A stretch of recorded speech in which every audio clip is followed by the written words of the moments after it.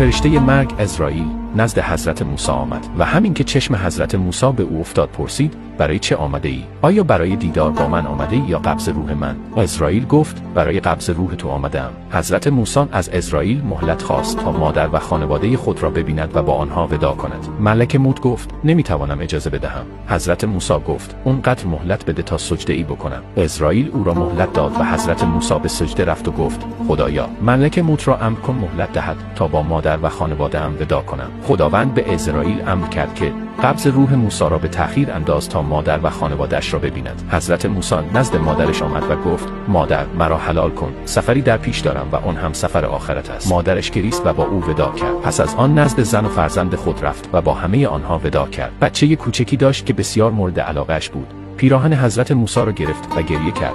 حضرت موسی نتوانست خودداری کند و گریست. خطاب رسید: ای موسی، اکنون که نزد ما میایی چرا اینقدر گریه میکنی؟ حضرت موسی گفتند: پروردگارا، برای بچه‌هایم گریه میکنم چون آنها را بسیار دوست دارم و در نبود من نگران آنها هستم. خطاب رسید: ای موسی، با عصای خود به دریا بزن. حضرت موسی به دریا رفت و عصایش را به دریا زد. شکافته شد و سنگ سفیدی نمایان گشت. کرم ضعیفی را در دل سنگ مشاهده کرد که برگ سبزی به دهان داشت و مشغول خوردن بود. خداوند خطاب کرد: ای موسی، من این کرم را در دل این سنگ فراموش نکردم. آیا فرزندان تو را فراموش میکنم؟ آسوده خاطر باش، من آنها را به نیکو محافظت خواهم کرد. حضرت موسی به ملک موت گفت: مأموریت خود را انجام بده. آنگاه عزرائیل او را قبض روح کرد.